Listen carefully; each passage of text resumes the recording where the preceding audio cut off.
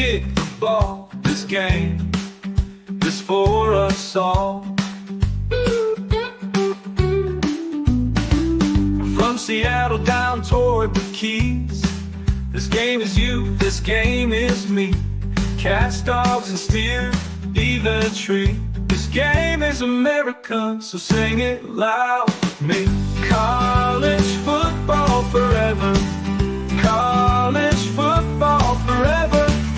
Downtown LA, Starkville City. 1 week you're up next, take a dip. Run the rock, or let it rip. This game is America. All say, can you sing it with me? We just stepped on her face with a hot-tail broken across her nose. Whoa, Nelly! College football forever. College football forever.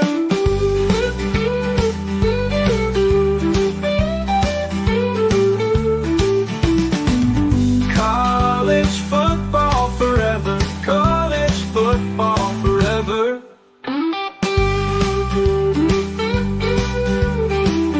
College football is a year-round discussion with these two. Here's JC and Morgan. Mike Morgan of ESPN and JC Shurburtt of 24/7 Sports have you covered, beginning right now. Good morning and good Thanksgiving week, and we are thankful to bring you another installment of JC and Morgan. He's JC Shurburtt.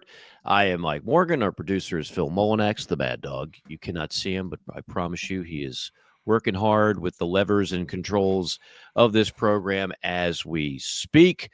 It was one of those weekends in college football. We just wait for it, and we wait for it, and there's usually a couple a year, and there's usually one in November, and you never know when it's going to hit, and it hit in a big way. And if you like upsets and you like bedlam, we got our fair share of it. 3 top 10 teams being humbled. Indiana losing to Ohio State 38-15. I haven't mentioned the AP poll all year, but because the actual playoff poll will be out tomorrow, I'm just going to reference it because the two are going to start mirroring each other more and more. So Indiana loses 38-15. They drop 5 spots in the poll. Alabama inexplicably loses at Oklahoma 24-3. That to me is one of the most stunning results of the season. They dropped 6 spots after their loss, so they join the SEC 3-loss parade. More on that later. And then Ole Miss loses 24-17 in the Swamp.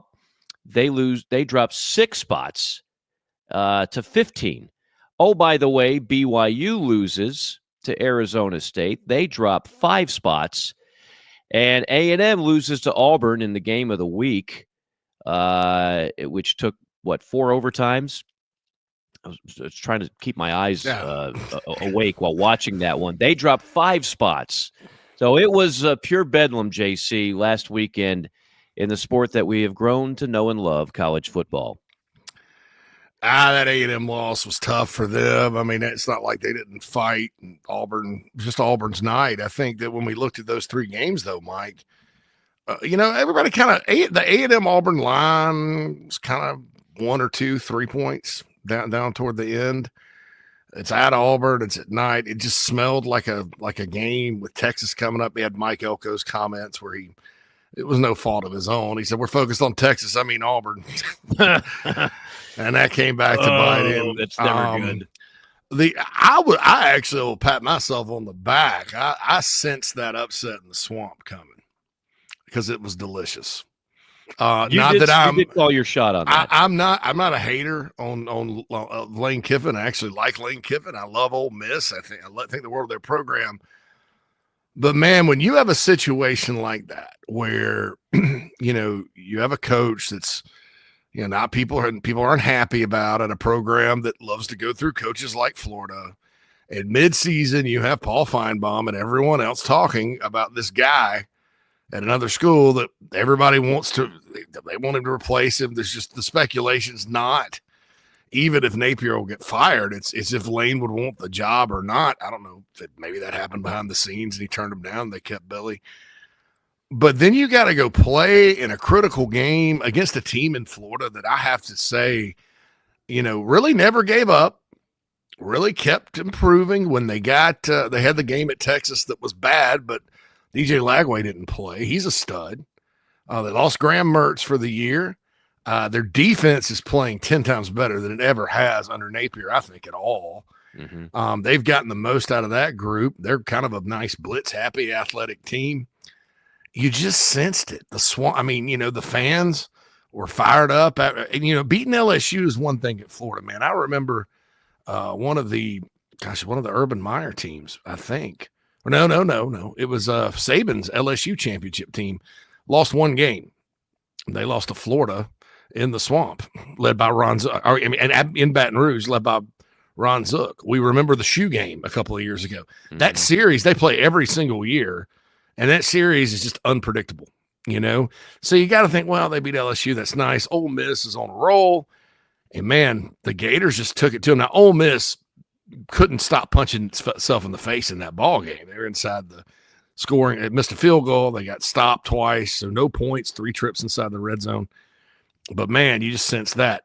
The one that got me, floored me, because at that point it's like as if anything was Oklahoma.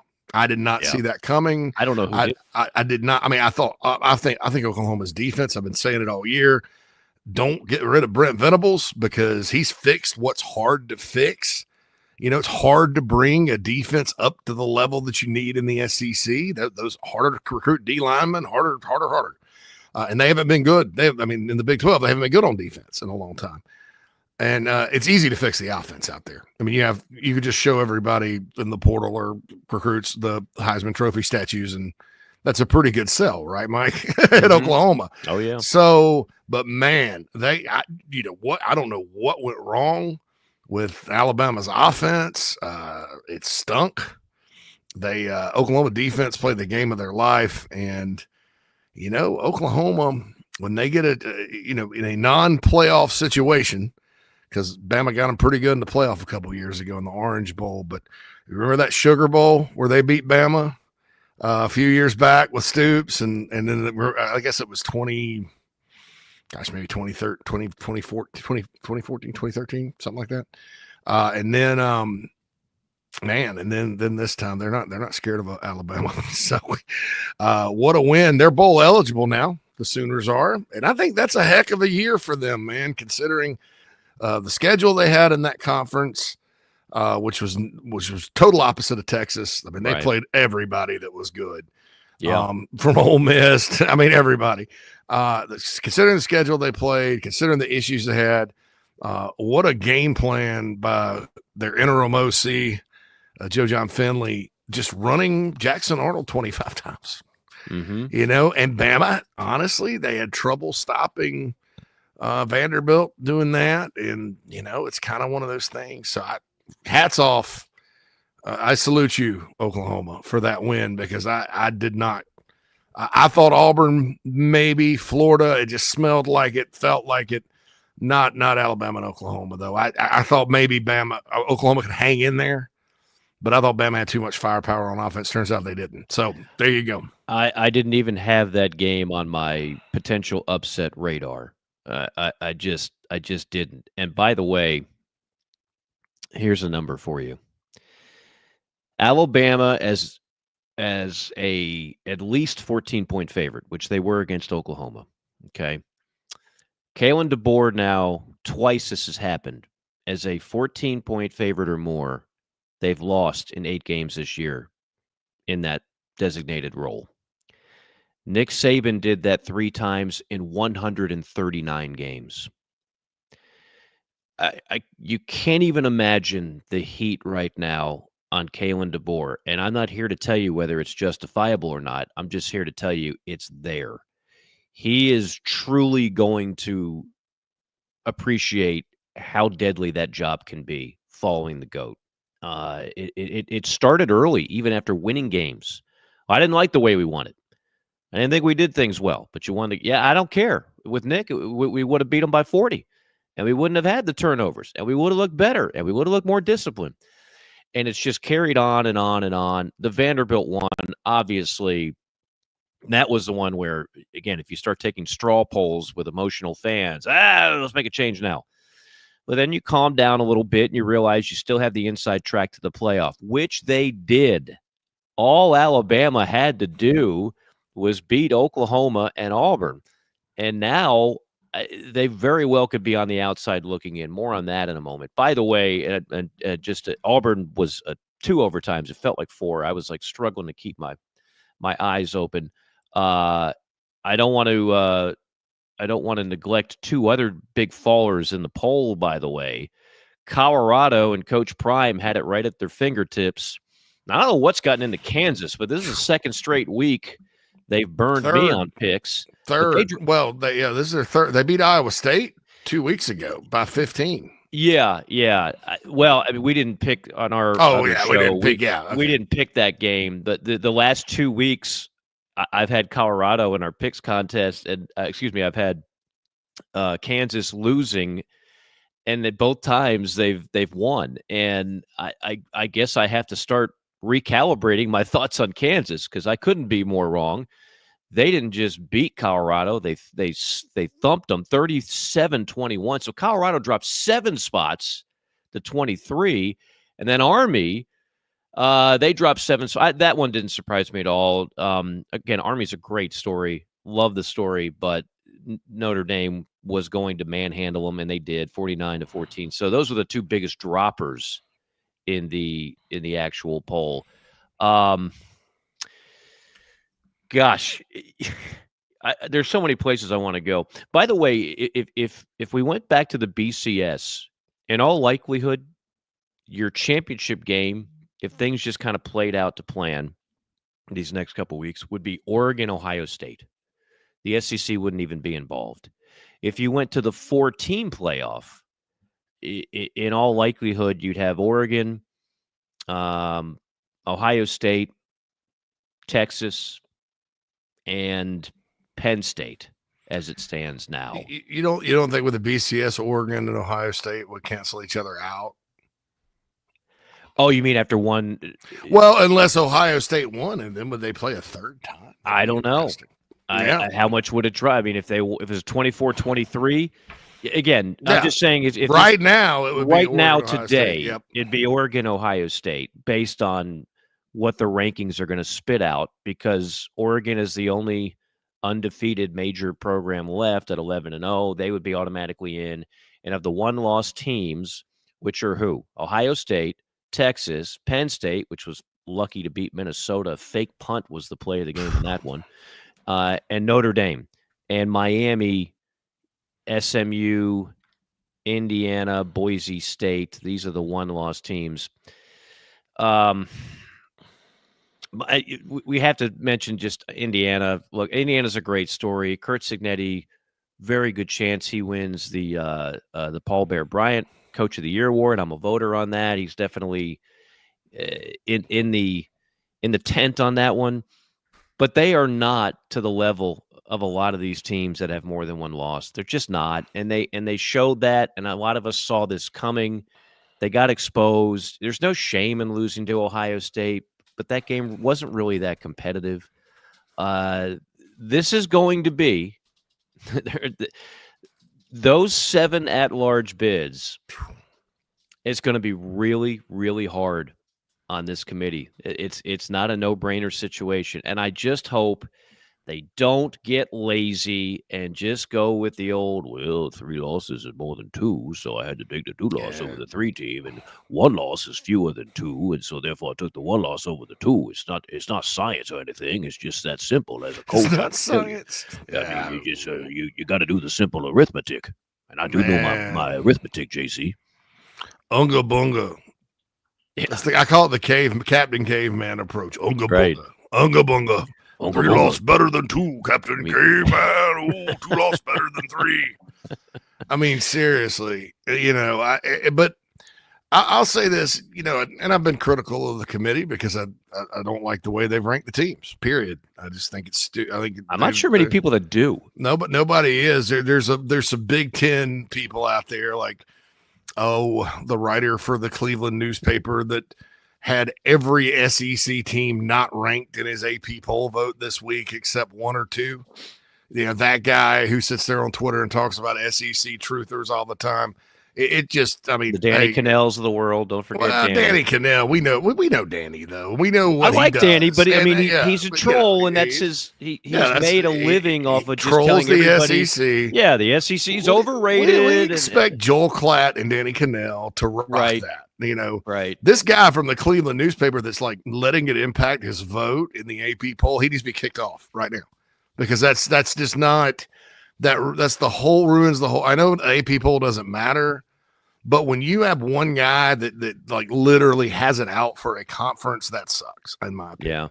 Yeah. And it's just, I don't know what his name Steven means. I have no idea why he was even in the voters, but they need to kick him out because that was egregious. That was clearly like no teams in the SEC are any good at all. So they don't, I mean, like when you have teams like Iowa State ranked in your poll and you don't have Alabama or Texas A&M, somebody like, I mean, that's ridiculous. That's weak sauce. I mean, come on. And, you want to go a little higher with the less lost teams. That's fine. I mean, but just to not have them in the poll, I mean, because that drags the rank. It just sucked to me. But anyway, I mean, he didn't have South Carolina ranked. He didn't have South Carolina ranked. They've won 5 games in a row. Well, I mean, they're playing some of the best football in the country. Yeah. And we'll get into this. I don't know if you have it on the JC5 or not, but I mean, of the 3 lost teams, there's going to be some hand wringing on how you do this, because you've got Bama, Ole Miss, and South Carolina, all 3 losses. Not to mention Texas A&M. Now, Texas A&M can still they have a little more control over their destiny because they've got Texas coming up, and it's going to get messy. It's going to get messy here at the end. But let me just say this too, to your point, and this is what I don't know if they just don't know, or they've kind of hung on to an idea. And again, trolls are trolls, and sometimes you just want to be contrarian. There's guys in our business that make a living out of just being a contrarian. So I know the game. I see how it's played for them. If they're successful because of it, because that kind of separates them from the herd. I'm not built that way where I can just consistently give disingenuous opinions. Yeah, I just can't do it. I wouldn't be good. I'm not that good at just BSing people. But for those that do it, that's fine, especially if you don't have a vote. Like if you're not, at the end of the day, like you mentioned the voter from Ohio, at the end of the day, it's the 13 people in that room, which of course we never see their vote, so there's no transparency. That's a whole other issue. But if you don't have a vote, it doesn't really matter. You're not swaying people. You're getting clicks maybe, but that's about it. But for example, my travels here the last few weeks, a couple weeks ago, I'm in Oxford, and I do the basketball game on a Friday night, and I go to the game on a Saturday. And the crowd, even for a noon kick in Oxford, is unbelievable. And they wind up beating Georgia by 3 scores, and they look fantastic. Then yesterday or Saturday, after doing a basketball game Friday, I'm in the Swamp Saturday, and I watch that same Ole Miss team fall to a Florida team with DJ Lagway, who, by the way, between Lagway and Sellers and maybe Arch Manning, like you've got some stud quarterbacks to look forward to in the SEC next year. Mm-hmm. But they're clearly playing better ball. But the Swamp sounded like the Swamp again. Like my point is, going on the road in the SEC, this is not rocket surgery, and it's not SEC homerism or whatever you want to call it. It's just different. It's just different than it is in other leagues. And so this is not an outlier. The SEC, even with an 8-game slate, and if they go to 9, you're going to see more of it. There's going to be more losses in conference play with good teams than there are in other leagues. It's just it's attrition. It's going on the road in the SEC is just different. Like Auburn has no reason to be happy about anything right now. But if you were at Jordan-Hare Stadium Saturday night, that crowd was absolutely freaking electric. It was a factor in the game. Oklahoma has no reason to be gung-ho about the way their program is going right now. There wasn't an empty seat in the house, and clearly the crowd was electric and had an impact on the game. I mentioned the Swamp. I mentioned Ole Miss 2 weeks ago against Georgia. That's a separator, and you have to at least think about that a little bit if you're voting on things like this. Like the home field is just different. Now, Ohio State might as well be in the SEC. Michigan might as well be in the SEC in terms of but there's only a couple of those in the Big Ten, and there's like 10 of them in the SEC. It's just a different deal. It's not, again, to go back to the Sankey quote, one is just not like the other. Yeah, there's more. I mean, you can look at the historical trends of talent and see the SEC dwarfs everybody else with NFL players. So it's not just that you're playing, Mike, in great environments. You're playing very largely against great athletes, guys that will play at the next level, and everybody's got them. I mean, it's not like, even Auburn and even Kentucky, how many NFL guys they have on their defense, Yeah. I mean, I know they're not playing that well. Mississippi State, I'm sure, has some guys on that team. And unfortunately for them, they just, they didn't have the roster to compete this year. And they didn't quit, but they're just not very good. The rest of the teams in the league, Vanderbilt's probably not the most talented, but they're very well coached. The kill zone, Yeah. It's a bloodbath. And, so when you have the best players and you have the best environments and you are a mini NFL and you can kind of look at the game flow and the results this year, then you deserve the benefit of the doubt. I think, nothing against these other conferences, but they're not playing. It's just not the same. I mean, it's very different going to Florida and playing versus going to Illinois. And that's nothing against Illinois. Right. It's very, very different surviving at Auburn versus surviving at Minnesota, as Penn State did this past weekend, although Penn State's had trouble with the Gophers up there historically. So I don't understand the old school way of thinking. And I've been pretty consistent about that since the summer. I told everybody on this podcast, well, it just kind of depends on what the committee does. I said, you can't with a 4-team format, Mike. Yeah, you probably need to do it that way. Cause how are you really going to know? Okay, 2-loss conference champion has to be really, really good or lost or to squeeze into the 4-team format. That's just how it is. And I get it because it's hard to kind of discern. But the whole purpose of adding bids and making it a 12-team format was to get the best teams in. And so really good teams that happen to trip up can lose and still get in. That's the whole point of this. And if you're still going to sit there and cling to the, one loss is, look, man, these, and I'm almost maybe do it like some high schools do. High schools sometimes go with a point system. Maybe start doing that because like that Notre Dame loss, Notre Dame's playing well. I get it. That Notre Dame loss should be like -2 points because that's the worst loss of anybody. We have the formula, JC, in basketball. We have the quad 1, quad 2, quad 3, quad 4. I mean, people are going to be critical of any computer formula. I get it. There's no perfect system. There's no perfect formula. But what that does, it truly designates the quality of a win or the quality of a loss. And it takes into consideration home field versus non-home field, neutral site, which we don't have as many in football, but we do have some, versus home and away. And bad losses versus good losses. It's a very digestible formula, and it is the biggest determiner, even though there are humans, that just like we have 13 humans on football for the playoff, it's about the same amount. I can't remember exactly for March Madness. And I would say they use that formula as a huge guide to look at it. We need something like that in football now, because all we're doing is all this committee is doing is just looking strictly wins and losses, Power 4 conference versus another Power 4 conference.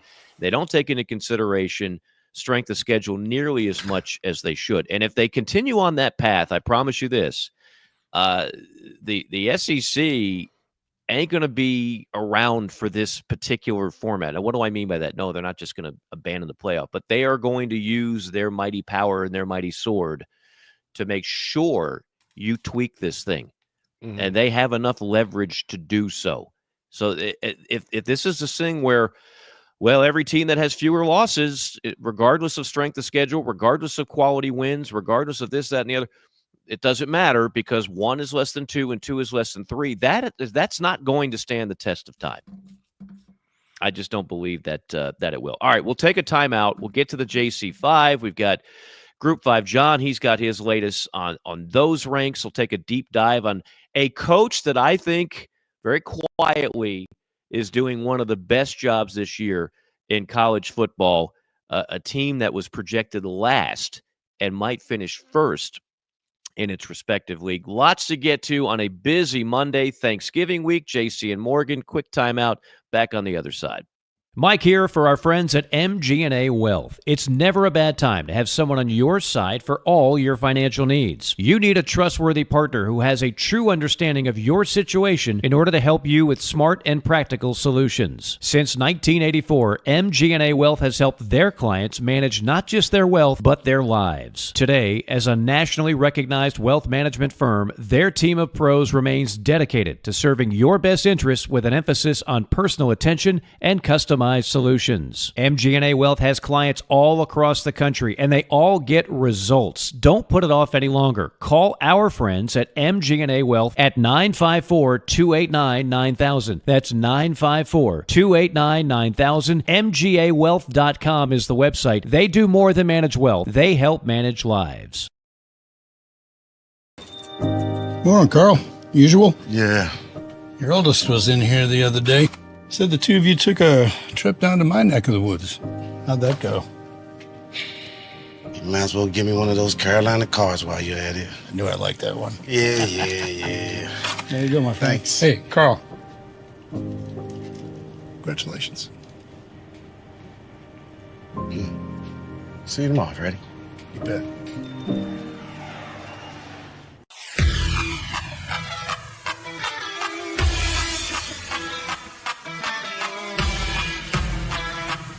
We're passionate about making sure that the Nest and Wild mattress is the best it can be. Made well and made right. Right here in Tupelo, Mississippi. So how can we do all that? Work. Hard work. And that means something. The Nest and Wild mattress is a movement. It's a pride in where you come from and where you're going. So get comfortable. Because this movement is just beginning.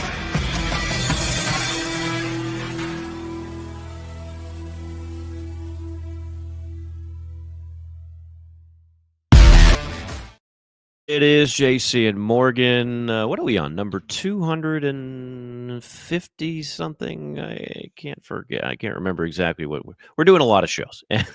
We go year round.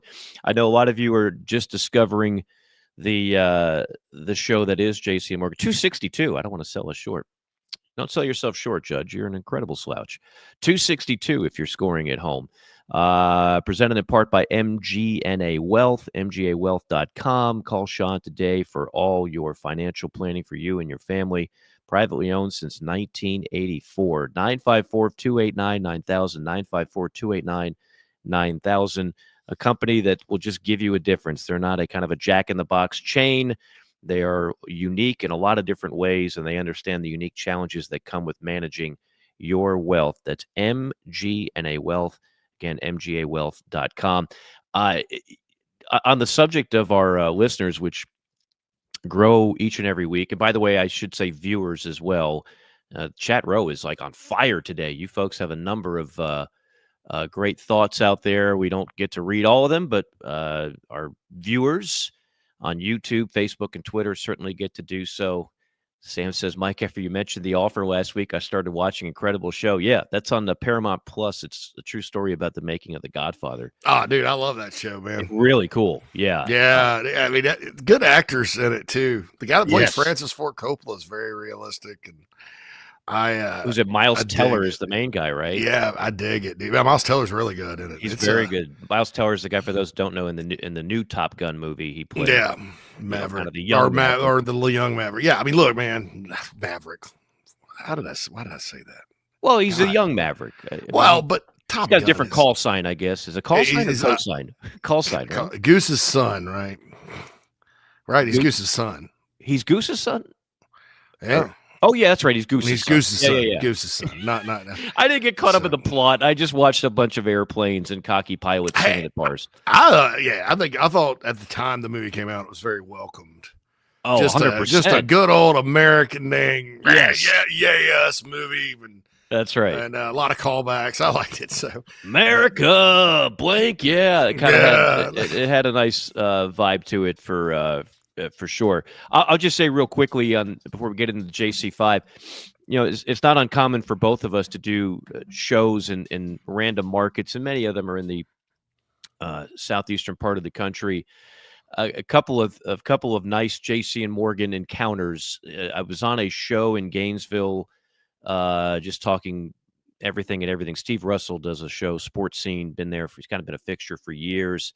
And two people unsolicited. I didn't even mention JC and Morgan, but two people hit up the text line or email line saying that JC and Morgan is by far and away the best college football show out there, and it is must listen or must see each and every week. Very cool to hear that, and had an Ole Miss fan in the I guess their version of the Grove in Gainesville just randomly, he didn't know who I was until we were introduced, and said, JC and Morgan? I said, yes, that's the man, dude, love the show. So it's always good to hear that. It's always good to see that, and we love each and every one of you across the great 50 states. I know we've got people in Texas, and we've got people in Michigan, and we've got people in the Northeast that listen, but we appreciate you choosing us each and every week on this show. yeah, and for the chat box real quick, EXO, I know you had some questions about this. That membership with Gamecocks Plus that you're seeing in the app, that's through Gamecocks Plus and Garnet Trust. That has nothing. That's just on the app. We just are partners with them because of Tailgate Talks. That is a separate deal with Chief. To get the chat box on the show, you have to do the YouTube thing. It's $4.99 a month. We're not. They're not part of us. They're just. It's just advertising there. And part of your $4.99 does go to Garnet Trust. I mean, that's part of it. But just wanted to get in there on that just because there's been some questions. And he won't be able to ask the question on our next show, Mike. And I'm just all about No, you're taking care of business, them. Yes. you know. Okay. So, so that's it. And all the Gamecock questions in here, guys, we'll get to that. That's on a different show. This is a national show, but Yeah. we try to cover each and every team out there, and we'll do our best to do so. And we do a lot of it on the JC5. I promise It's we do. time for the top topics in the sport. We bring the JC5. Number 1. All right, Mike. So Indiana did lose, and they did lose in, I mean, pretty much it started pretty bad for the Buckeyes, but then it looked like Ohio State kind of turned on the Jets. And that's happened with Ohio State this year. I still think they're the best roster in college football. Certainly spent the most money. But so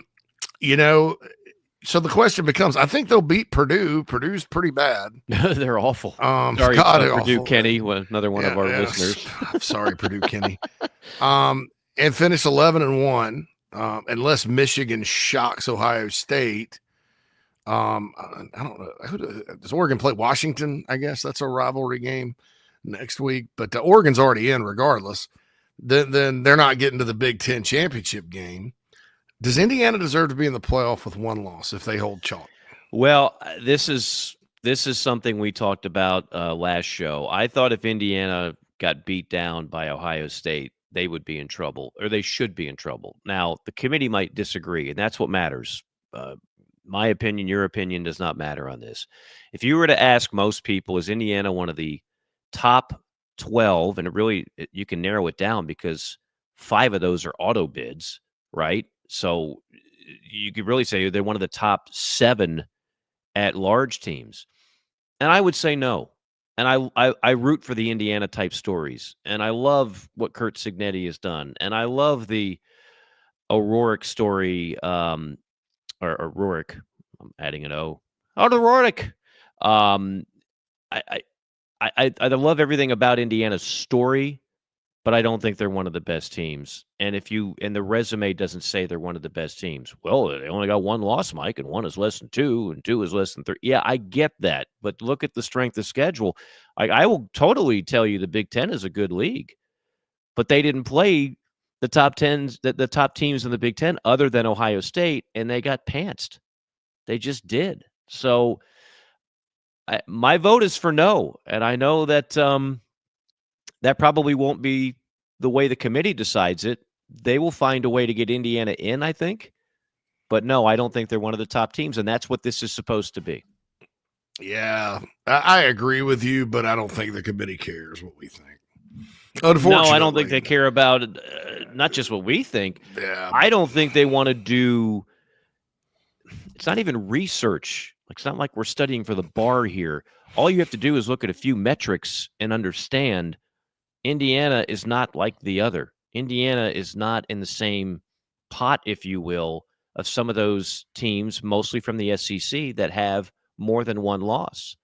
But it's not supposed to be just straight on wins and losses. We don't need 13 people in a room to just pick the teams that have the fewest losses. If that were the case, we can do this thing in 2 seconds and just add up the records and go, well, here's the top teams. But that's not what this is supposed to be. You don't do it that way in college basketball, and they shouldn't do it that way in college football. If you have a committee and you're going through all this time and you're putting together these hour-long event shows every Tuesday night after the college football playoff poll is out, then you've got to put a little more thought into it. And if you put more thought into it, I don't think it favors Indiana. I will say this, Mike. Normally, when we have the 4 teams different than the 12 team, right? Normally, when we had the 14 playoff, though, they didn't necessarily do the right thing until the end. Bingo. I'm glad you said that. They've Florida always State's a classic example. Been a little sneaky with it. Not like Yes. a little I don't know that it's intentional or trying to build suspense or whatnot, but so Indiana may look safe this week and not be safe. You just never know, because you might be right. Work. But your point is, I'm glad you mentioned that, because I wanted to mention that, and I probably would have forgotten to mention that. I mean, it's real easy to just vote, kind of safe vote, if you will, when you know there's no consequences. These first few polls, you're not dictating anything. You're just putting together a poll and talking points. But that last poll, that's the one where that is, pardon my French, nut cutting time, where what you do does have consequences, and you are going to be held accountable. People are going to react with great fury if you get that wrong, or if you just look like you're doing lazy analysis, which is what the first few polls are. They're lazy analysis. You can predict what they're going to be. That last one, though, that's when they have to really think about it and go, okay, maybe it's not as simple as I'm thinking it might be. All right, number 2. So on that note, the national media, The Athletic and ESPN, they've decided now 2 ACC teams are getting in, or have a good shot at getting in if everything holds chalk. Mike, what are your thoughts? Will a 2-loss SMU or 2-loss Miami or 2-loss Clemson deserve to be in the college football playoff field in addition to that league's champion? Well, you mentioned Clemson. I mean, first off, obviously they've got Carolina. That's a very losable game for Clemson. And then even if they won it, if they win the ACC championship game, then they're automatic. If they lose, that would be their third loss. So to me, they're done. Yeah, if they lose to if they beat South Carolina, don't make it to Charlotte though. 10-2. I see what you're saying. Yeah, losses, no, I don't think so. The most of the people were talking about SMU or Miami though. It's like, okay, well the loser's still going to be in. Yeah, so let's keep it there. A 2-loss SMU or a 2-loss Miami, I can't justify putting them in. Just can't do it. I just can't do it. Look at the track record. Look at the resume. There's not enough there. There's not enough meat on the bone, and you could say, well, it's not their fault. They play in the ACC. Okay. SMU had one of the weakest ACC schedules, and again, I love the Pony Express story. I want them to win the league. I want that to be I want them in the playoff. But if you lose SMU, you don't deserve to be there.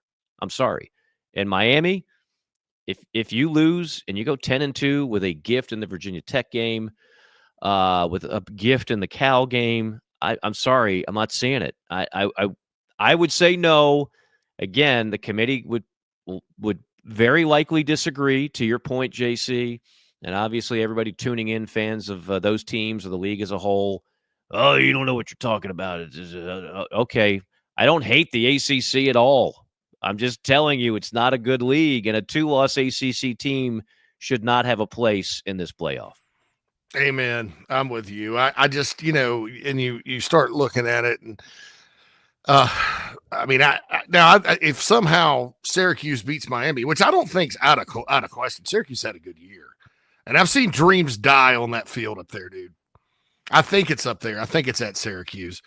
You get up there, it's indoors, it's weird. They got Kyle McCord still, I think. But if let's say Clemson gets in, even if they lose to South Carolina, I could see Clemson beating SMU and going 10-3 and getting the auto bid. 100%. We have auto bids. Clemson and Charlotte, of those three teams, they're going to travel the best to Charlotte. It's right up the road. It's going to be a home game. So basically, I just don't see it. And it hadn't, we'll see what the committee does tomorrow night, but it's been the media talking it up. I mean, they're acting like it's just a done deal. Like, oh yeah, in Miami, and Miami's already in there. What? I'm like, dude. Yeah, because they beat Wake Forest. There's just, I don't think there's enough there if Miami lost and went and finished with 2 losses. But we don't know what the committee is going to do. Again, if they just go straight chalk, if you will, wins and loss chalk, then Miami could likely get in as a 2-loss team. Or SMU could get in as a 2-loss team. I don't think either one of them at that point would have a top resume to get in as an at-large. Yeah. The Florida winning, though, I think it does. It helps Miami's case. I don't think it's enough, Mike, but it does help their case. Yeah, of course it does. I mean, then you can also make the argument Florida then versus Florida now. Different quarterback, different basically the defense is entirely, and you can do a whole thing on that, but look, it's still a great win. They went into the swamp and that game was over at halftime. But other than that, I mean, Florida at best is going to finish a 7-win team at best. If they beat Florida State, they'd be 7-5. That's a nice story. That's a nice win. I don't know if I'd chalk it up as like a great win. A great win is beating somebody at least in the top 25. I don't think that would qualify. Number 3, Rock Chalk Jayhawk. Just want your general impressions of the job Lance Leopold has done, not only this year at Kansas, but in general. That's a program that honestly was very surprising. His first couple of seasons went to bowl games. They were ranked highly. They have an issue with their home field, Mike. They have to play some at a soccer stadium like Northwestern. They play some at Arrowhead. It's been a mess. They played 4 ranked teams in a row, beaten 3 of them. The other one was a 2-point loss to Kansas State. They go for bowl eligibility against the Baylor Bears this weekend. Just talk about that. That's a hard job. Oh, and it's even harder when you got a lot of portal guys and you start 1-6 or whatever they did, and they're on a roll now, man. Your thoughts about Lance Leopold? If you're I don't know, over the age of 15, you're old enough to remember just how bad programs like Indiana and Kansas were. They were so atrocious. I mean, there were like several FCS programs that were clearly better than Indiana and Kansas. So Lance Leopold, Kurt Signetti cannot say enough about the job that they have done. Kansas football was an absolute utter joke, and people thought it could never be relevant again. So I think it's a great story. I caught some of that game against Colorado. I mean, they didn't just like sneak by; they worked them over. They had Shador frustrated. They had the whole Colorado team in disarray, and everybody was falling in love with Colorado and kind of booking their ticket to the Big 12 championship game. And Kansas said, "We got other ideas. Hold my beer." So yeah, I think it's a great story. I root for these type of stories. Doesn't mean I think they're one of the best teams for the playoff, i.e. Indiana, but I still root for these stories. And Lance Leopold in Kansas is definitely a team and program and coach that I root for. Number 4. All right, Mike. Looks like we're trucking into the offseason. There may be some surprise openings. There normally is. It's college football after all, but it looks like we're going to have a year where everybody kind of stands pat. I think there's 2 reasons for that. Number 1, it's just kind of the way it's worked out. Number 2, I think with revenue sharing coming, there's some financial considerations. I don't think athletics departments are going to have a quick trigger at all. They're going to give the benefit of the doubt to their guy. And frankly, it's worked out for Florida. I think I don't know what the Gators are going to look like next year, but I think finishing this year like they have, it gives them hope. Surprising to me, Mac Brown says he's coming back a little bit, but other than that, Mike, there's not going to be a ton of openings. Does this surprise you?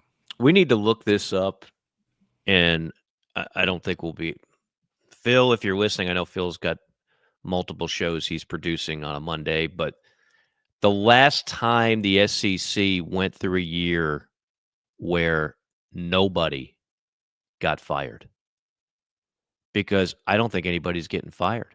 If you remember, the odds-on favorites, you could make some easy money if you went against this. Sam Pittman and Billy Napier's like, who's going to get fired first? It wasn't if they're going to get fired. Who's going to get fired first? I think Billy was the odds-on favorite, and then it was Sam. And some people even had Clark Lee. Let's not forget, Clark Lee was considered to be on the Vanderbilt hot seat, which is more like a Bunsen burner hot seat, not exactly a major fire. But they're coming back, and now you've got people applauding the Florida AD for not listening to certain people and staying with Billy Napier. The one thing I'll say about Billy Napier, and I don't know if he's a good coach, and I don't know if he's a good fit, and I don't know if they're going to do a damn thing next year, because they have the same schedule. It's just flipped, So all in the SEC, we're basically looking at the same conference slates, and but they're flips upside down. So I guess Tennessee would be a home game. Miami would be a road game. So they're still going to have a tough schedule. But they never lost the locker room. And when everybody and their grandmother is saying nationally and locally, your coach is getting fired, it's real easy to lose the locker room. Hell, Mike Norvell's not going to get fired, and he's clearly lost the locker room in Tallahassee. It's clear that some of those kids have just flat out quit. Now, they'll get up for Florida because that's a rivalry game, and those kids will be talking smack from 2 hours before kickoff until they'll get up for that. But it's all the attention to detail in those other ACC games that they just decided to sleepwalk in. How Billy kept the locker room in Florida, I don't know. Sam Pittman, everybody loves that dude.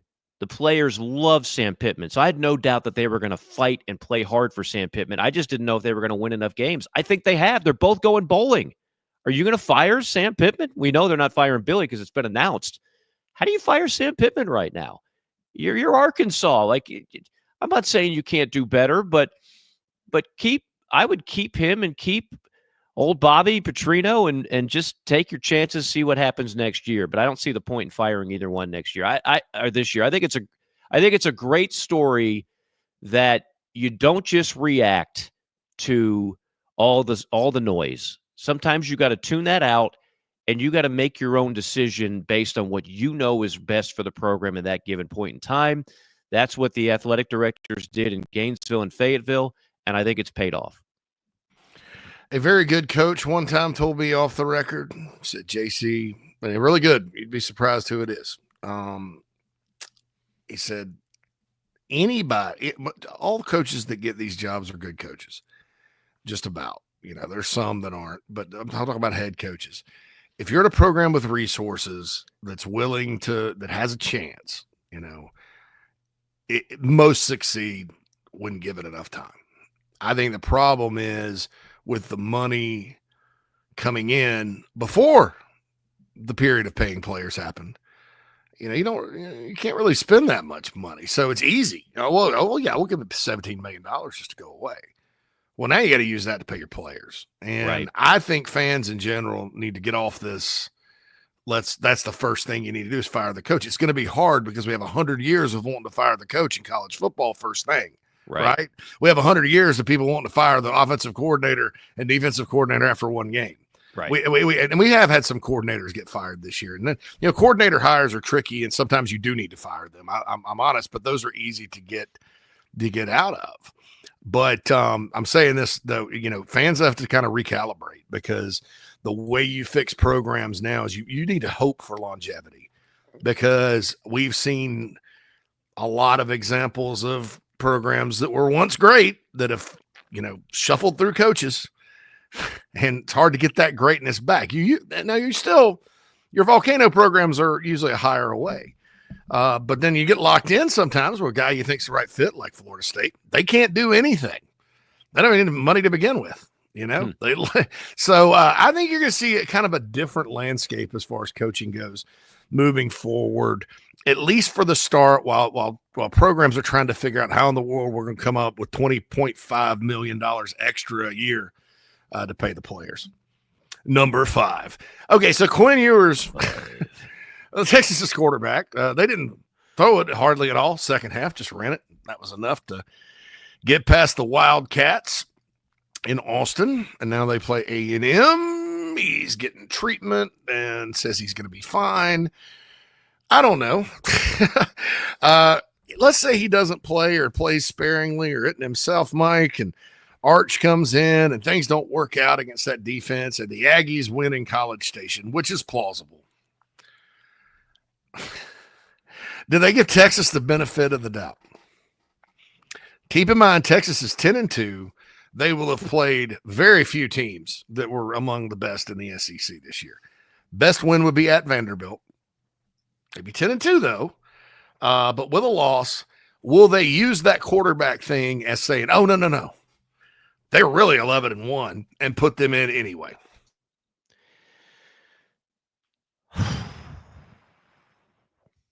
I was hoping you wouldn't put this in the JC5 because you're making me sweat. You're making me do mental gymnastics on a Monday morning.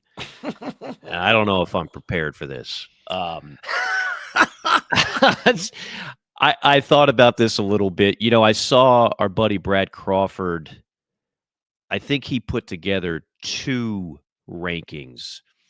And one was, oh gosh, I'm going to screw this up. But one was record versus top 25 teams. And one was bowl eligible. And one was bowl eligible. Thank you. And so if you go based on bowl eligible teams, remember, you only have to be 6-6 to be bowl eligible.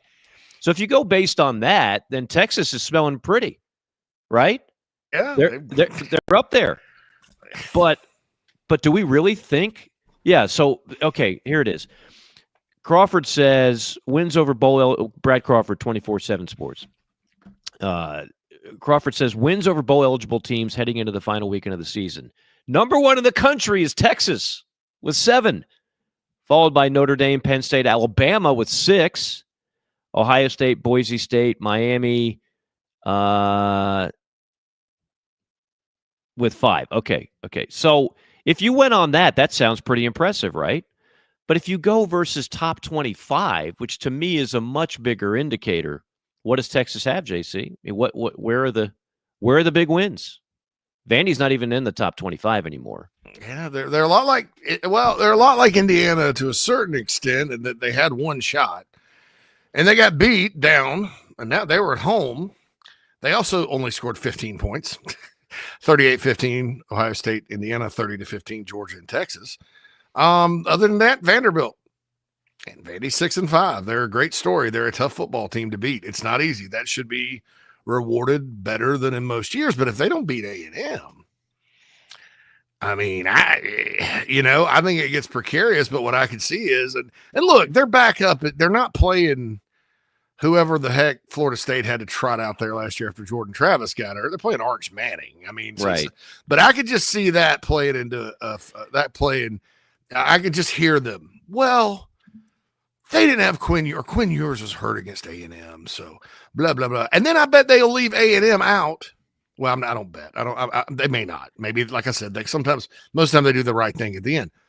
A&M wins and gets to Atlanta, and then loses to Georgia. Are you going to put Texas in over Texas A&M with a win head-to-head and just because they went to the SEC championship game and lost? They have 4 losses at that point. Whew. Well, interesting. Yeah, it's fascinating. I still think the loser of the SEC championship game, if they're going to make that game relevant and have teams wanting to participate in it, the Greg Sankeys of the world are going to do everything they can to politic that team gets in. Yeah. If they politic for anybody, it will be the loser of the SEC championship game. But I'm here to tell you,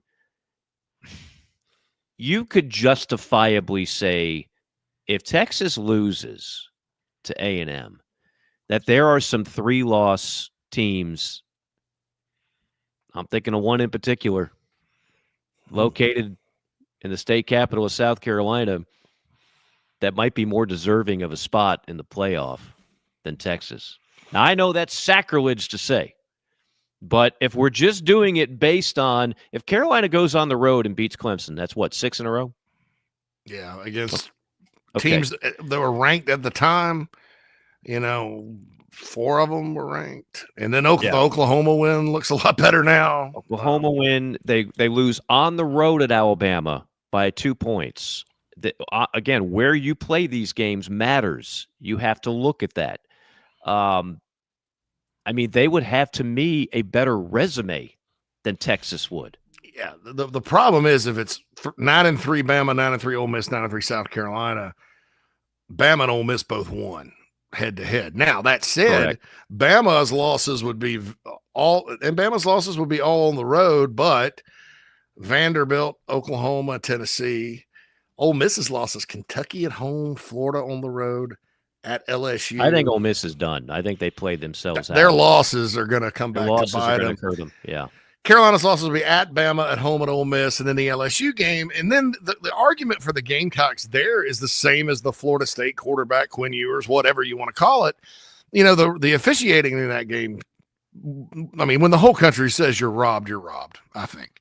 I mean, it's not like just a bunch of Gamecock people were like, we were robbed. And everybody's like, no, you weren't. Shut up. Everybody, all the talking heads were like, they got robbed. But the committee can't consider that because they're not going to. But what the committee could consider? The fact that Lenora Sellers missed the entire second half. This is what I would tell South Carolina fans. Stop trying to convince the committee about the officiating, because the committee's not going to sit there and go, well, on that judgment call, they shouldn't have called a personal foul. They're not going to do that. No, you can't. But what you can tell the committee, because I promise you they don't know, is that Lenora Sellers, who's playing some outstanding quarterback, didn't play a single down in the second half. And anybody would tell you that if you're watching that game, if he did play, Carolina wins the game. And that would have put Carolina, if they beat Clemson, because that Clemson win, Clemson's, for some reason, they're ranked consistently ahead of the Gamecocks. They're going to be ahead of the Gamecocks this week, maybe as high as 12th. It's on the road, and they're favored by 5. I mean, so you go up there and get a win. That's another impressive victory. And if you're talking about, just how much do they factor in the head-to-head, and then Bama and Ole Miss didn't play each other. So how do you factor that? I mean, Right. so I don't know. It's going to be interesting. I think if it gets to that, if Tennessee happens to lose to Vanderbilt, which I can't say they won't, they're not scoring a bunch of points like they used to, and Vandy can get you in those one-score games and beat you. That's just been proven this year. They've beaten them before, but if that happens, Tennessee's resume versus South Carolina's at that point would look like this. They have a 10-point win at Oklahoma. Gamecocks have 26. Gamecocks have a 21-point win at Vandy. Tennessee lost. Tennessee did beat Bama at home by 7. South Carolina lost at Bama by 2. I think the Gamecocks head-to-head with the Vols, and then Carolina would have an ACC win against Clemson while the Vols beat NC State. So you start comparing Tennessee and South Carolina. I like that a little bit better because it doesn't call into question the head-to-head, but we'll see what happens with all of that. I do think regardless, the SEC is getting 4. I've maintained this for a while. I think the SEC is getting 4. I think the Big Ten is getting 4. Notre Dame, Boise, or Tulane. And then you have to pick from that pot, that stew of 2-loss and 3-loss SEC teams. And right now, Tennessee would certainly have an edge based on the loss total and the rankings and everything else. And they would have if they lost to Vandy, they would also have a bad loss at Arkansas. If they lose to Vandy, I think Tennessee's done. I think they're cooked. But if they win, I think they're in a good spot. Yeah. Speaking of being in a good spot, you're being a great spot if you're laying down on a Nest and Wild mattress, the hybrid bed that makes you feel like you're sleeping on top of a cloud that you will not sink in. 12-inch performance hybrid, 5 layers, built by the man, the myth, the legend, Brandon Jameson over there in Tupelo, Mississippi. I'm actually making a trip to Tupelo in December for work. Never been. I know Elvis was born there, so I'll need to figure out what I'm going to do besides go to the casino and lose money. But they're out of Tupelo, Mississippi. Great local business. Kind of like a Blue Delta Jeans. It's, they just, a couple guys came up with an idea, a concept, and they built a better mousetrap, but without the prices of some of those high-priced beds out there. It's Nest and Wild, nestandwild.com. Give them a call. Brandon picks up the phone. The actual CEO picks up the phone and takes your order. Pretty cool stuff. That's Nest and Wild mattress. Coming up, Group 5 John's got his latest, and we'll read a couple of comments and take a look at the week ahead, rivalry week in college football as JC and Morgan rolls on. Mike here for our friends at MG&A Wealth. It's never a bad time to have someone on your side for all your financial needs. You need a trustworthy partner who has a true understanding of your situation in order to help you with smart and practical solutions. Since 1984, MG&A Wealth has helped their clients manage not just their wealth, but their lives. Today, as a nationally recognized wealth management firm, their team of pros remains dedicated to serving your best interests with an emphasis on personal attention and customized solutions. MG&A Wealth has clients all across the country, and they all get results. Don't put it off any longer. Call our friends at MG&A Wealth at 954-289-9000. That's 954-289-9000. MGAwealth.com is the website. They do more than manage wealth. They help manage lives. Morning, Carl. Usual? Yeah. Your oldest was in here the other day. Said the two of you took a trip down to my neck of the woods. How'd that go? You might as well give me one of those Carolina cars while you're at it. I knew I liked that one. Yeah. There you go, my friend. Thanks. Hey, Carl. Congratulations. See you tomorrow, Freddie. You bet.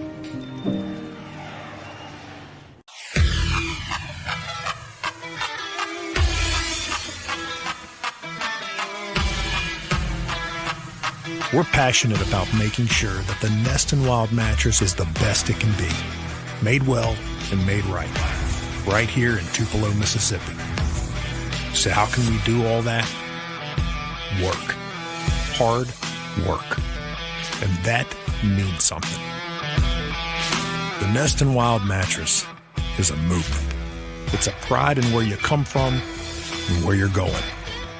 So get comfortable, because this movement is just beginning.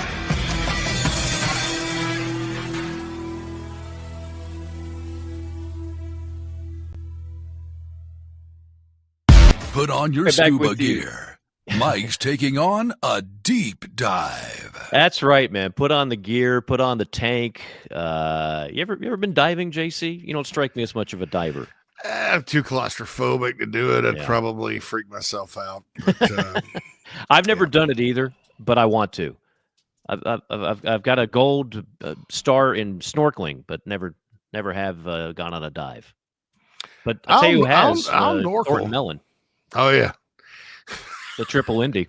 The dive triple among all Indy. dive. Wow. What a So movie. I decided to do a deep dive on Kenny Dillingham, and you've brought this name up before, JC. And it's about time we give old Kenny Dillingham some love. Have you been keeping up with what Arizona State is doing this year? I love Arizona State. It's a sleeping giant. Their fans care about football. They've got a sneaky good tradition. Every now and then they've had a really good team. That's at least Jake Plummer's team at least had a say in what happened with the national championship. That's right. But That's I think the Sun Devils, you look at their setup out there, it is a very fun school to go to school at, and they get big crowds for their games, and I love Arizona State. I've been fortunate enough to call a couple out there and take the tour in the bowels of the stadium, and the whole Pat Tillman exhibits. What they've done there is nothing short of phenomenal. It's a big stadium. They get great fan support. It's an unbelievable campus, but for whatever reason, I don't know, since like Frank Kush, and you mentioned the blip on the radar with the Jake Plummer era, they've had some tough times over there. It's been tough for them to win games. And do you remember they were projected dead last in the Big 12? Yeah, this is a transfer portal story in a lot of ways too, because that transition was not an easy one. And Kenny Dillingham got the job when he was 29 years old. I mean, young guy, real young. I just think that, you have to give them credit for it. It shows you never know when they get, with the portal and all that. It shows you the Big 12 is kind of wide open and wacky. But heck of a job. And, it's a new day out there. There's no Southern Cal they have to compete with anymore. There's no Texas and Oklahoma, these other schools that from the original Big 12 have to compete with anymore. It's anybody's ball game. Mm-hmm. And look, there's just as much of a likelihood as establishing a powerhouse in Tempe, Arizona, as there is in Orlando or Manhattan, Kansas, or, name your school. Morgantown, West Virginia, maybe. I mean, they have potential. And they do a cool thing too. They have an old school. Remember the Junction Boys? Yeah, they have like an old school Junction Boys thing. It's like Camp Tantanama or something like that. They take their players up to this camp in northern Arizona, and that's where they have training camp. It's kind of cool. I mean, and I think they do that partially because of the weather. It's a little cooler up there than it is in Phoenix, right? Yeah. But man, I love Arizona State. So I can't say enough good about them. They've always, like I said, always been a sleeping giant, and big fan of that program. Well, they're 9-2. The new poll has them up 7 spots to 14. We'll see where they are in the playoff poll tomorrow. They're going to the Big 12 championship game. I mean, they got a chance to be in the playoff after being picked last. So who is Kenny Dillingham, you might ask? Well, he's born in Phoenix. He went to Arizona State, so he's kind of Sun Devil through and through. But he had to pay his dues. He had to go around. He began his coaching career at 17 years old after he tore his ACL during his senior year. So he started working with the JV team at, and you're going to have to help me with this, JC. I don't know did you follow any 4-stars out of Chaparral High School? Yeah, Chaparral. I think it's maybe in Scottsdale. Chaparral, maybe in okay. Scottsdale. So I didn't butcher that too bad. Chaparral. Okay, maybe Chaparral. Yeah, there's 2 A's. I don't know, but let's just go with Chaparral for the time being. So he gets promoted to the OC of the varsity team at 21 years of age, and he's coaching there at Chaparral. Then he goes to Arizona State. He graduated in 2012 with a degree in interdisciplinary studies. This is not exactly your typical coaching trek, right? So then he's hired to be an offensive assistant at Arizona State in 2014 under OC at the time, Mike Norvell. He met Mike Norvell while coaching at Chaparral. So then he follows Mike Norvell to Memphis, hired as a grad assistant. He was a de facto quarterbacks coach in 2016. And after their OC Chip Long leaves to go to Notre Dame, Dillingham gets the official job of quarterbacks coach for Memphis, added tight ends duty in 2017. And after Long's successor, Daryl Dickey, left for A&M, Dillingham's promoted to OC in 2018. So it wasn't that long ago. This guy is just trying to get a coordinator job. Keeps grinding, gets the gig. While at Memphis, Dillingham was rated the #1 recruiter in the conference by 24/7 Sports. Well, that caught the eye of Gus Malzahn. Gus Malzahn at Auburn at the time, he says, hey, why don't you be our OC and quarterbacks coach for 2019, replacing Chip Lindsey? He does, and during that time, he helps Bo Nix, who's now playing pretty well for the Denver Broncos, become the SEC Rookie of the Year while leading the most improved offense in the SEC. So he spent 1 year with Auburn. They go 9-3. They average 33 points a game. They also had their highest recruiting ranking during the time of Dillingham as the OC, according to 24/7 Sports. A lot of love for 247 here, JC. I hope you're keeping notes. Then he goes to Florida State and follows Mike Norvell there. And he's the OC replacing Kendall Briles. Then he goes to Oregon, and he works under Dan Lanning for a year. And then on November 27th, 2022, Arizona State hires him, replacing Herm. You play to win the game and potentially put your program on probation and not really do a whole heck of a lot, but give you simple quotes, Edwards. He's the first Sun Devil alum and native Arizonan to hold the position. And here they are after a 3-9 campaign last year and picked last in the Big 12. They're 9-2, 6-2 in league play, and sitting pretty. How about that for a deep dive on Coach Dillingham? It's crazy. It's been a crazy year in the Big 12, not just because of all the drama here at the end, but I mean, you have a lot of teams that were picked highly in the league, like Utah. The bottom's falling out. I don't know what I think Utah needs to kind of hit the reset button at quarterback. They're down to like their 4th string quarterback yet again. And this happens every year. Just hit the reset button. Coach Willingham out there. Was it Willingham? No, it's Whittingham. Yeah. He's been there. He knows what to do. They'll be back. Utah will be back. Kansas State's good, not great. They still have a chance to win it. Colorado was up then down. BYU was up for a while then down. Iowa State was up then down, now back up. Iowa State, Kansas State, I had no idea they called that game Farmageddon. By the way, that's awesome. I like that. That's awesome. But look, man, I mean, and we thought the Big 12 would be like this, but what I didn't see coming was an Arizona State and a Colorado to be in there. Kansas was ranked preseason. I'll remind everybody. So was Arizona. Mm-hmm. Arizona's had a bad year. Their coach went to Washington, and that was. They hired a good coach from San Jose State, but I kind of thought, I don't know about those guys being up that high. But they could poison in the Territorial Cup. They could poison the waters for ASU. But Arizona State's the story, I think. Deion's always going to get outsized attention because he's got really good players and, all that, when they're winning the Big 12. But Arizona State's the story. I mean, that's them and the Kansas miraculous turnaround that the Jayhawks are peeing in everybody's cornflakes. So that's a story out there, man. And they were honestly and I have some connections to Kenny Dillingham. I do not know him, but I talked to a mutual friend. We talk about Arizona State all the time.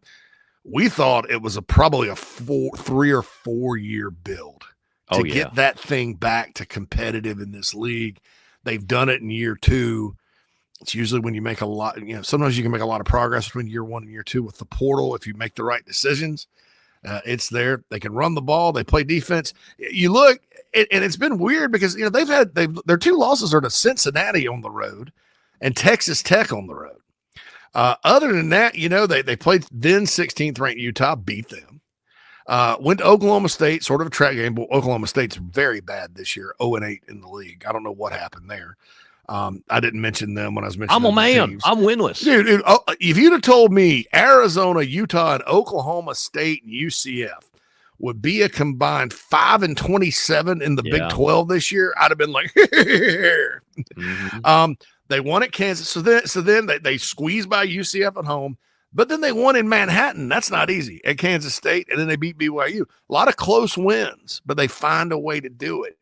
And so that's he's as young as he is, he's got a bright future, man. These other leagues have been tipsy in kind of a crazy year.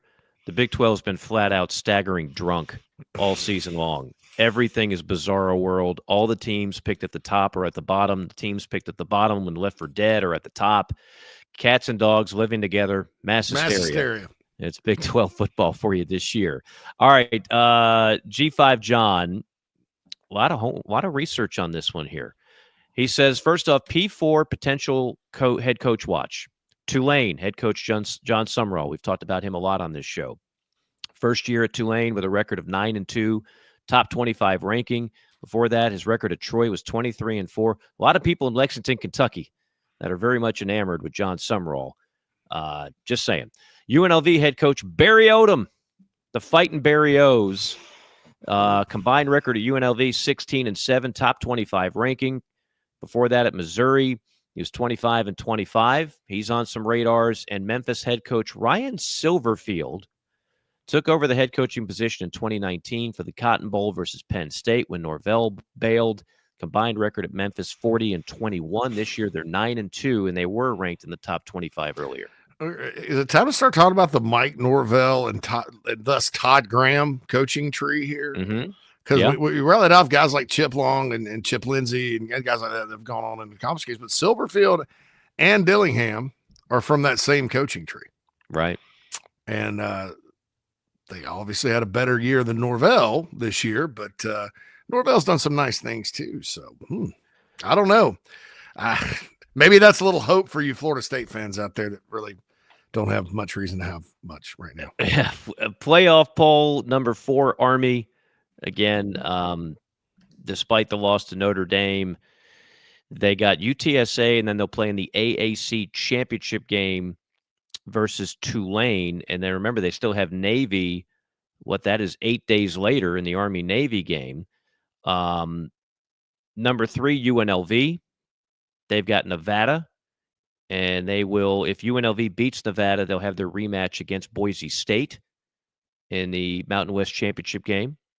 Tulane, they've got Memphis on Thanksgiving, and then the AAC Championship game versus Army. And then Boise State, still presumably in the catbird seat, but they've got, is that right? Now, Oregon State on November 29th? Yeah, that's part of that deal. They got Oregon. They got the Beavers. Oh, wow. Okay. And then they got then they got the championship game. Yeah, either UNLV or Colorado State. If UNLV beats them, or if they lose one, I think I see a path for Tulane, because Tulane's 2 losses are to Kansas State and Oklahoma. Power 4s. If Tulane beats Memphis and Army is what I'm saying. Right. And he has game of the week, Tulane, a 14-point favorite against Memphis. Dark Horse Heisman watch, Ashton Genty, 169 yards and a touchdown versus Wyoming. He now has a total of 2,062 rushing yards, 27 touchdowns, 28 total touchdowns in 11 games. He's going to be on a lot of ballots for the Heisman Trophy, which we'll start talking a lot more here in a couple of weeks. So that is from G5 John. I had to mention this. This is from one of our Ole Miss listeners. He said, Mike, it's just, if you know Ole Miss football, this is what it's like. We call it the triangle. I said, oh, the triangle, like the Delta, the airport, and the Golden Triangle Airport over there, and in what is it, Columbus, Mississippi? You fly in there if you're going to do Mississippi State, if you're going to go to Mississippi State. He says, nope. He says it's a triangle. One end is you get your hopes up. That's the first point of the triangle. Second one is you start to believe again. Then the third one is you get let down. That's the Ole Miss triangle. That's from Anthony, Ole Miss fan. Yeah, at Ole Miss, certainly they teased a lot of people, and we're looking awfully good. I drank the Kool-Aid. I watched them dismantle Georgia, and there's a lot about that team to like, but I don't think they can play their way in at this point. A whole lot of people on chat row chiming in. Mike is still on he doesn't like the expansion. Mike, I just want a fair argument from you about anti-expansion. Listen to Pate. We love Josh Pate. We've had him on the show a number of times. We'll have him on again. I'm not going to agree with him on this, nor am I going to agree with Barrett Salee and anybody else who thinks we should stay with a 14 playoff. But he says it's all about the regular season being the real test, the real playoff. It was a grind unlike any other sport. Now we get to watch Bama and other brands lose games that should cost them, and it won't. Fans of non-brand schools absolutely despise that. I don't know that the Bama loss won't if they're being fair. I don't know. Sometimes brand does matter, but when it was the 14, but Mike, I just don't know. Bama's done. I don't know how in the hell you can do this without a 12-team playoff with how they've done the conferences. Now, you want to talk about the conference, or that's a different topic. I have my opinion on conference expansion outside of what the SEC did that made sense and how it's negatively impacted the sport. But, like, okay, so you go back to the old way. Yeah, where's the drama with Texas's regular season so far?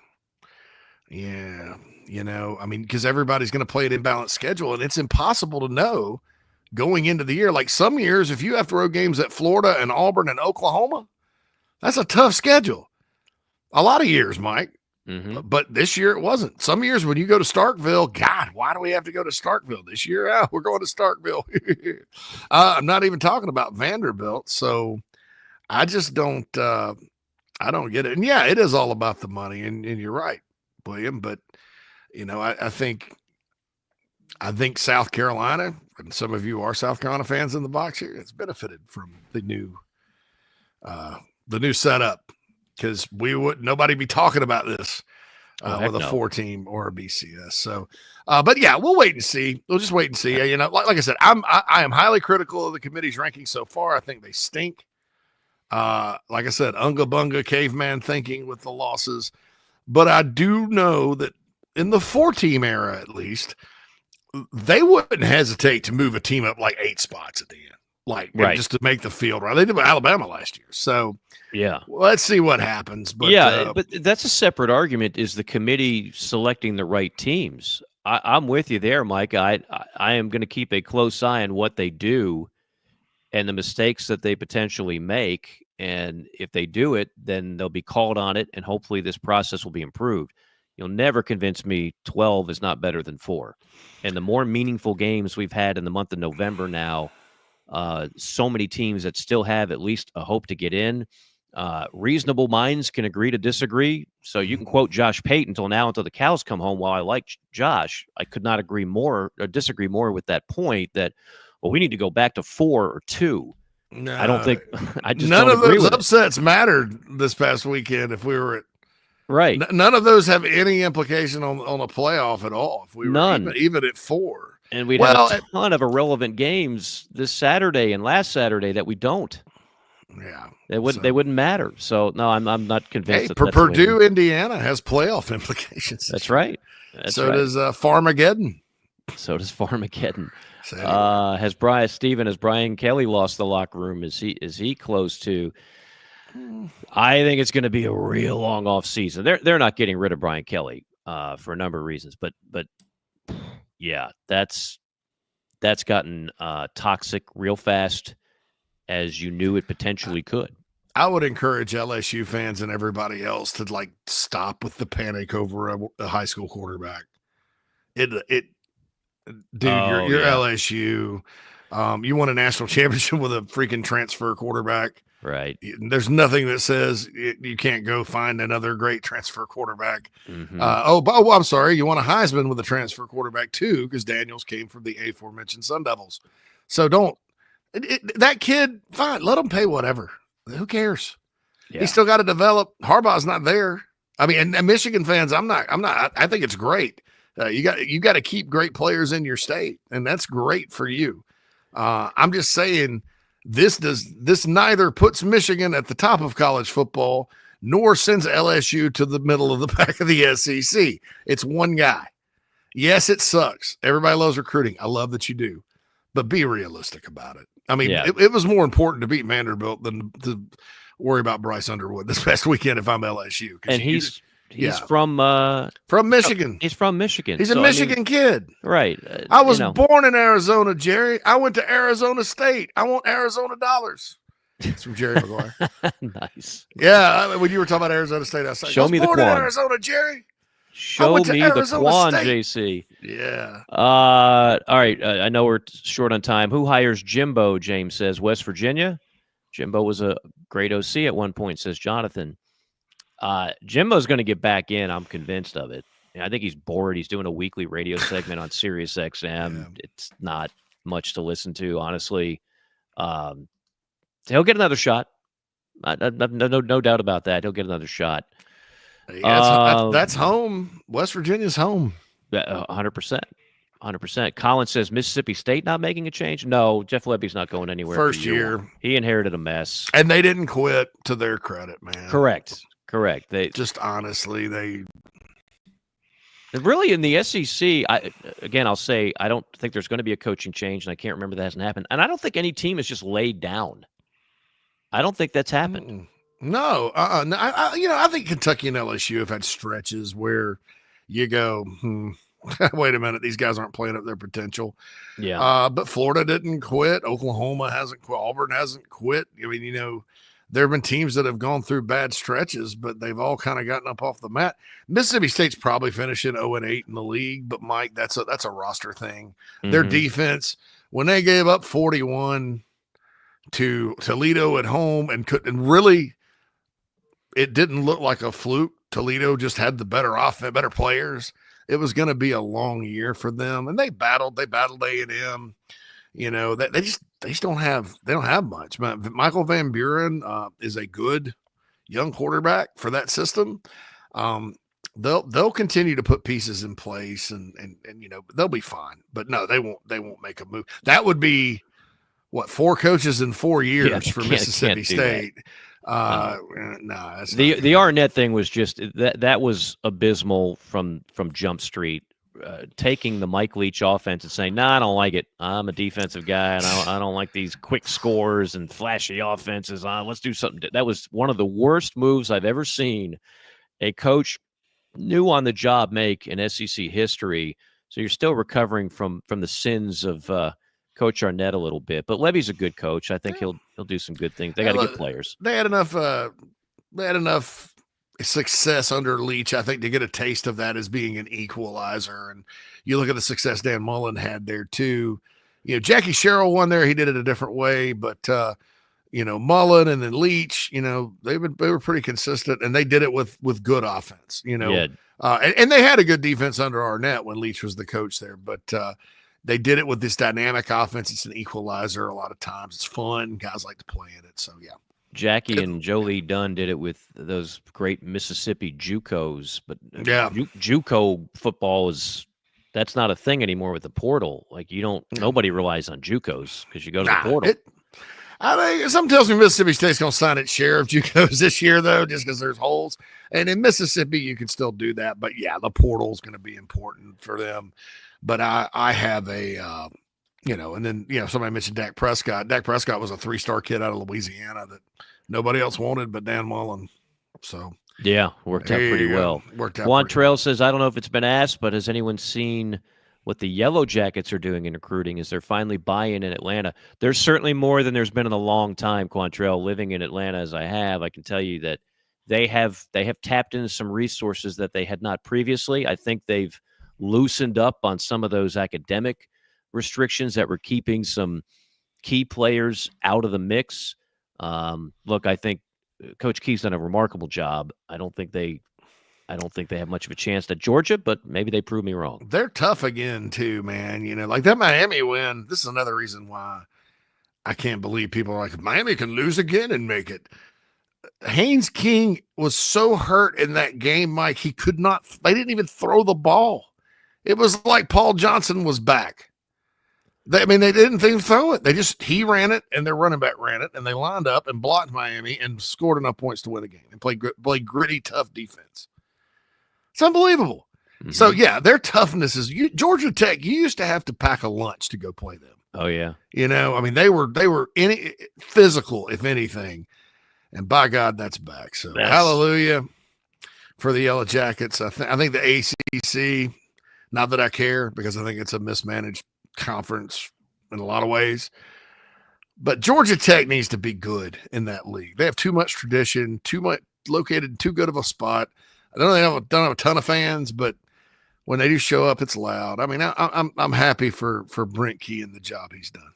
He seems to be the right fit. Charles says, if I told you in September that the two leading candidates for SEC Coach of the Year were Shane Beamer and Billy Napier, would you have believed me? Probably not, Charles. I still think, in a lot of ways, that award is going to be a Clark Lee Award, because I think what he's done this year at Vanderbilt is nothing short of amazing, but who knows? Sometimes coaches just vote for chalk and they go for whoever wins the league. Yeah, you talk about, dude, if Steve Sarkisian wins Coach of the Year, it's rigged. I'll come on and say SEC football's rigged. I'm signing off forever by it. I'm kidding, because that may happen. But no, I think Clark Lee has got to be that guy, man. I mean, they were picked dead last, and you looked at their roster's not that great either, guys. I mean, right. Diego helps them. Eli Stoward, the New Mexico State transfers help them. But I watched them play live, and there's a big difference between them and, say, a South Carolina, or even, I mean, as far as you just look at the two teams warm up, and you're like, well, this team over here in white should beat the dog do out of this team over here in black. And then you're looking up, and the team in white has 182 yards to 27 with 2 minutes to go in the second quarter, and it's 0-0. Yeah. The kill zone. The kill zone. It is the Jerry Kill factor. Y'all need to have Crane and company on. They're great. We've had Jacob on, J-Boy. In fact, JC and I both used to do his show before he kind of moved on to another network. So we know Jacob very well. Very well. Had him on. We could have him on again for sure. Once the games are stopping, other than our usual like Lugs and Brando, we'll start getting back into our Rolodex of guests that we love having on to just get some different opinions. All right, there's a lot more good text messages out there, but I know we're way over time. So, JC, why don't you get us out of here as only you can? Give the folks a reminder. Give them some positive spiritual notes and words, and make everybody feel good. All right, folks, download the Chief Sports app. It's available on the App Store. It's also available on Google Play, and that's where you can stream us. And you got a lot of other good things. You got some team specific podcast on there, Florida, Illinois, South Carolina, but you also have some variety shows like Chin Music. That's really good. Us, JC and Morgan. There's a lot on there that's really, really good. So download that. It's free. Doesn't cost you anything. Also, you can get us on your normal podcasting outlets. 24/7 Sports is kind of where it's housed, but you can also get it on Spotify, on the Google Play, on Apple, wherever you get your podcast, Podbean, whatever you can do. You can always access JC and Morgan. Hey, somebody asked me, are we on Patreon? No. Okay. That's a pay.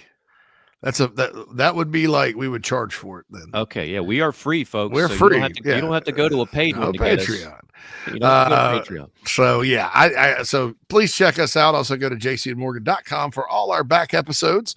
If you don't want to get it on the podcast, you can always find our episodes right there. So that is the long and short of it.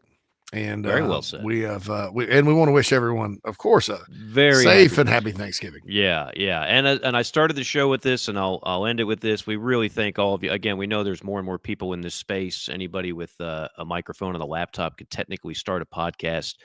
We've done this for 8 years. We like to think we offer a little bit of credibility with the things that we do covering this sport and have done over the years. And we just appreciate so many of you that have turned into JC and Morgan fans and will continue to do so. So we will talk to you next week after Thanksgiving. There'll be a ton of stuff to get into after rivalry week is done and the latest poll is out and all that good stuff.